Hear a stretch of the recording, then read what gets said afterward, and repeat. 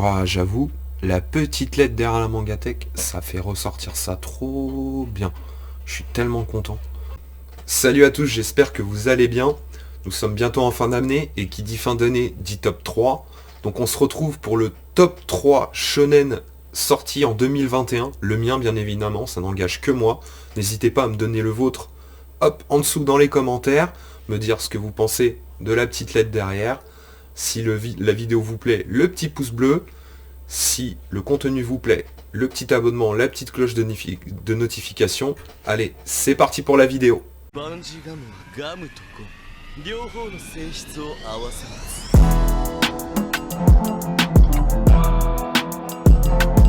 T'es mal à collègue, je crois qu'il en est jaloux ton collègue. Passe me voir toutes les semaines pour découvrir un tas de shonen boy.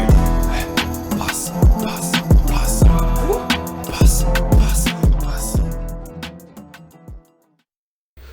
Ah là là, la fin d'année. Ah, les fameux tops des youtubeurs. Bon, clairement, je vais pas vous faire languir plus longtemps. Voilà. En troisième position, Shiroran. Clairement, un super manga semi-historique. Alors, en France, il est sorti en shonen, donc je le classe dans les shonen, mais il est sorti au Japon en seinen. Donc voilà, c'est un peu compliqué, mais il y a beaucoup de mangas comme ça qui sortent un peu différemment, qui sont classés différemment. Donc là, on se retrouve à l'ère Edo, donc dans les années 1850, quelque chose comme ça. Donc on suit le Shinsengumi. Alors pour ceux qui ont déjà lu Kenshin, ils savent à peu près quelle est la milice, donc c'est assez historique quand même. Il y a un fond de vrai dedans, même si on suit une histoire factice. Bien évidemment, c'est pas Vagabond, c'est pas l'homme qui tue Nobunaga. C'est clairement une histoire factice. Donc une bonne grosse histoire de samouraï. Donc clairement, c'est simple, hein. Tout ce qui dépasse du corps humain, on coupe. Donc voilà, il y a du sang, il y a des combats, il y a de la fierté. Donc moi, j'adore les histoires de samouraï. Donc clairement, en gros, pour vous la faire simple, on commence au tout début du XXe siècle où il y a quelqu'un qui raconte cette histoire. Donc il y a un narrateur, donc qui faisait partie de la milice Shinsengumi, donc qui était un compagnon du personnage principal qui, franchement, je vous le dis tout de suite, je vais lire à côté parce que clairement les prénoms et les noms dans ce manga, je n'arrive pas à les retenir. Je sais pas si ceux qui ont déjà lu ce manga ont le même problème, mais dans ce manga, j'y arrive pas. Il y a tellement de personnages. Donc le héros principal, il s'appelle Toshijo Hijikata. Donc un nom un peu complexe. Mais clairement, donc on suit cette histoire. Donc au début, c'est un peu des vagabonds qui intègrent une milice pour combattre, pour faire tomber le shogunat Tokugawa. Alors, je vais vous montrer un petit peu les dessins parce que franchement, en termes de dessin, c'est juste. Moi, je surkiffe. J'essaie de vous montrer un truc pas trop, qui va pas trop vous spoiler, mais clairement, c'est une tuerie. C'est tout à fait mon style de dessin. Donc c'est très dynamique, très expressif. J'adore. Le Mangetsu a fait une super édition, clairement. Merci à Mangetsu, qui est assez jeune dans le game du manga, hein, clairement. Alors peut-être qu'il dépend d'une autre maison d'édition. C'est pas l'air d'avoir écrit. D'ailleurs, je regarde un petit peu. Non, c'est Mangetsu, hein, donc c'est une jeune maison d'édition.